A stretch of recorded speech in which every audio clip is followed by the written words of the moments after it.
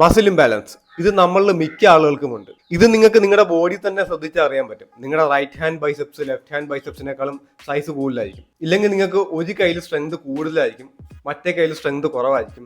ഇല്ലെങ്കിൽ നിങ്ങളുടെ ഒരു കാലിന് നല്ല സ്ട്രെങ്ത് കൂടുതലായിരിക്കും, ഇല്ലെങ്കിൽ മറ്റേ കാലിന് സ്ട്രെങ്ത് കുറവായിരിക്കും. ഇങ്ങനെയൊക്കെ നിങ്ങൾക്ക് അനുഭവപ്പെടുന്നുണ്ടെങ്കിൽ നിങ്ങൾക്ക് മസിൽ ഇംബാലൻസ് ഉണ്ട്. എന്താണ് ഇങ്ങനെ മസിൽ ഇംബാലൻസ് വരാൻ കാരണം?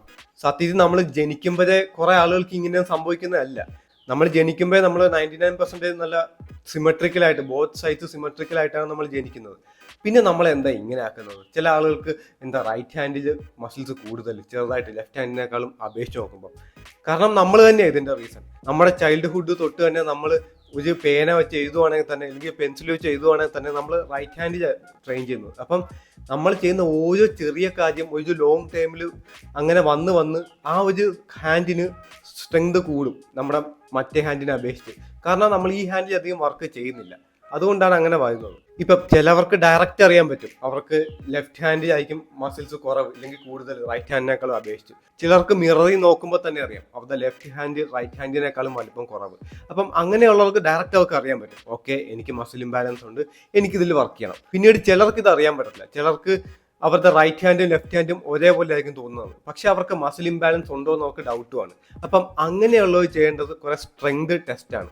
അപ്പം അവർക്കറിയാൻ പറ്റും റൈറ്റ് ഹാൻഡിന് ഇപ്പം ഞാൻ ഡംബിളെടുത്ത് ഒരു 10 കിലോ ഡംബിളെടുത്ത് 20 തവണ റൈറ്റ് ഹാൻഡിൽ അടിക്കാൻ പറ്റും. പക്ഷെ കുറച്ച് സമയം കഴിഞ്ഞ് ലെഫ്റ്റ് ഹാൻഡിൽ അതേ വെയിറ്റിലോ ഡംബിളെടുത്ത് അതേ നമ്പർ അടിക്കാൻ പറ്റുമോ നോക്കണം. ചിലപ്പോൾ അതിൽ കൂടുതൽ അടിക്കാൻ പറ്റും, ചിലപ്പോൾ അതിൽ കുറവ് അടിക്കാൻ പറ്റും. ഇങ്ങനെ പല ടെസ്റ്റ് നടത്തുമ്പോൾ നിങ്ങൾക്ക് അറിയാൻ പറ്റും നിങ്ങളുടെ ഏത് കൈയാണ് ഏറ്റവും സ്ട്രോങ് എന്ന്. അപ്പം അങ്ങനെ സ്ട്രെങ്തിന്റെ ഇംബാലൻസ് ഉണ്ടെങ്കിൽ നമുക്ക് അതിന്റെ മസിൽ ഇംബാലൻസ് എന്ന് വിളിക്കാൻ പറ്റും. ഇൻ കേസ് നിങ്ങളുടെ സൈസും സെയിം ആണ് എന്ന് വെച്ചാൽ നിങ്ങളുടെ രണ്ട് കയ്യിലും ഒരേ സ്ട്രെങ്തും ആണ്, അങ്ങനെയാണെങ്കിൽ നിങ്ങൾക്ക് മസിൽ ഇംബാലൻസ് ഇല്ല. അങ്ങനെയാണെങ്കിൽ നിങ്ങൾ ഭയങ്കര ലക്കിയാണ്. ഇനി നമുക്ക് ഇതിനെ ഫിക്സ് ചെയ്യാം. ഇപ്പൊ നിങ്ങൾക്ക് മസിൽ ഇംബാലൻസ് ഉണ്ടെന്ന് മനസ്സിലായി, ഇനി നമ്മൾ ഇതിനെ ഫിക്സ് ചെയ്യാൻ പോവാണ്. ഇപ്പൊ ഫിക്സ് ചെയ്യാൻ നമ്മൾ ആദ്യം എന്തുവാ ചെയ്യേണ്ടത്? ഇപ്പം നിങ്ങൾക്ക് റൈറ്റ് ഹാൻഡിന് ബൈസെപ്സ് കൂടുതലാണ് ലെഫ്റ്റ് ഹാൻഡിനേക്കാളും അപേക്ഷിച്ച്. ഞാൻ എക്സാമ്പിൾ പറഞ്ഞ ബൈസെപ്സ്, ഇതുപോലെ ട്രൈസെപ്സ് ആവാം, അതുപോലെ ഏത് ചെസ്റ്റ് ആവാം, അതിങ്ങനെ ഏത് മസിൽസ് വേണമെങ്കിലും ആവാം. അപ്പം നിങ്ങൾക്ക് റൈറ്റ് ഹാൻഡിൽ നിങ്ങൾക്ക് മസിൽസ് കൂടുതലാണ്. അപ്പം നിങ്ങൾ സാധാരണ അടിക്കുന്നത് എങ്ങനെയാണ്? 3 സെറ്റ് വെച്ച് നിങ്ങൾ 10 നമ്പർ വെച്ച് അടിക്കുന്ന ഒരു അസ്യൂം ചെയ്തോ, ഒരു എക്സാമ്പിളായിട്ട്. അപ്പം നിങ്ങൾ 3 സെറ്റ് ചെയ്തു. അതുപോലെ തന്നെ ലെഫ്റ്റ് ഹാൻഡിന് 3 സെറ്റ് ചെയ്തു. അപ്പം നിങ്ങളുടെ ഹാൻഡിലെ വർക്കൗട്ട് കഴിഞ്ഞു. പക്ഷെ നിങ്ങൾ ലെഫ്റ്റ് ഹാൻഡിൽ ഒരു സെറ്റ് കൂടി ചെയ്യുന്നത് നല്ലതായിരിക്കും. നിങ്ങൾക്ക് ലെഫ്റ്റ് ഹാൻഡിൽ 4 സെറ്റ് ചെയ്താൽ ചിലപ്പോൾ ഒരു ലോങ് ടൈമിൽ നിങ്ങൾക്ക് ആ ഒരു മസിൽ ഇംബാലൻസ് നിങ്ങൾക്ക് കുറെ നികത്താൻ പറ്റും. ഇല്ലെങ്കിൽ നിങ്ങൾക്ക് ഇങ്ങനെയും ചെയ്യാം. ഇപ്പൊ റൈറ്റ് ഹാൻഡ് സ്ട്രോങ് ആയതുകൊണ്ട് നിങ്ങൾക്ക് റൈറ്റ് ഹാൻഡിൽ 12 നമ്പർ കിട്ടി, ലെഫ്റ്റ് ഹാൻഡിൽ നിങ്ങൾക്ക് 10 നമ്പർ കിട്ടുള്ളൂ. കാരണം ലെഫ്റ്റ് ഹാൻഡിന് സ്ട്രെങ്തും മസിൽസും ഇംബാലൻസ് ആയിട്ടിരിക്കുക, കാരണം അവിടെ റൈറ്റ് ഹാൻഡിനെ അപേക്ഷിച്ച് കുറവാണ്. അപ്പം അങ്ങനെയുള്ള സിറ്റുവേഷനിൽ നിങ്ങൾ വീണ്ടും ലെഫ്റ്റ് ഹാൻഡിന് ഒരു 3-4 സെക്കൻഡ് റെസ്റ്റ് കൊടുത്തിട്ട് വീണ്ടും സെറ്റ് ചെയ്യുക. അങ്ങനെ ഒരു 3-4 നമ്പർ അല്ലെങ്കിൽ 5 നമ്പറും കൂടി നിങ്ങൾക്ക് വീണ്ടും കിട്ടും. അങ്ങനെ ചെയ്താലും നിങ്ങൾക്ക് നിങ്ങളുടെ ഈ ഇംബാലൻസ് നിങ്ങൾക്ക് റെഡിയാക്കാൻ പറ്റും. ചുരുക്കത്തിൽ ഇത്ര ഉള്ള കാര്യം, നിങ്ങളുടെ വീക്കായിട്ടുള്ള ഇല്ലെങ്കിൽ നിങ്ങളുടെ ഇംബാലൻസ് ആയിട്ടുള്ള ആ ഒരു ആർമ് ഇല്ലെങ്കിൽ ആ ഒരു പാർട്ടിന് വീണ്ടും വർക്കൗട്ട് കൊടുക്കുക മറ്റേതിനെ അപേക്ഷിച്ച്. അപ്പം ആ ഒരു ഇംബാലൻസ് ഒരു ലോങ്ങർ പീരീഡ് ഓഫ് ടൈമിൽ ആ ഇംബാലൻസ് ബാലൻസ്ഡ് ആവും.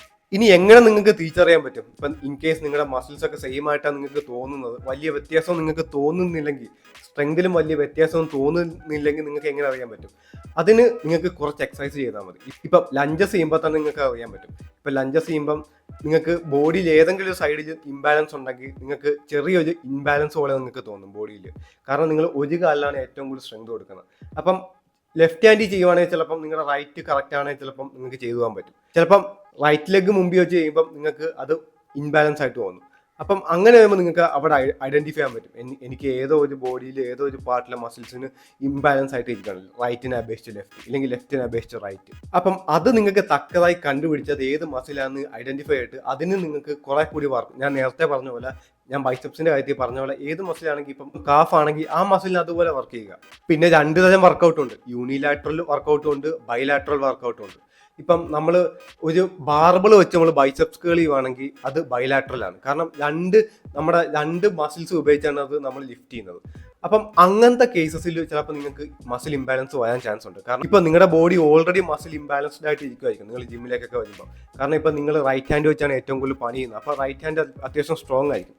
അപ്പം നിങ്ങൾ ഈ ബൈലാറ്ററൽ ഇപ്പം ബാർബിൾ വെച്ച് പൊക്കുവാണെങ്കിൽ നിങ്ങളുടെ 2 കൈയും നിങ്ങളുടെ വർക്കൗണ്ട്, പക്ഷേ അവിടെ ഏറ്റവും കൂടുതൽ പണിയെടുക്കുന്നത് നിങ്ങളുടെ റൈറ്റ് ഹാൻഡ് ആയിരിക്കും. ബിക്കോസ് നിങ്ങളുടെ റൈറ്റ് ഹാൻഡ് നല്ല സ്ട്രോങ് ആണ്.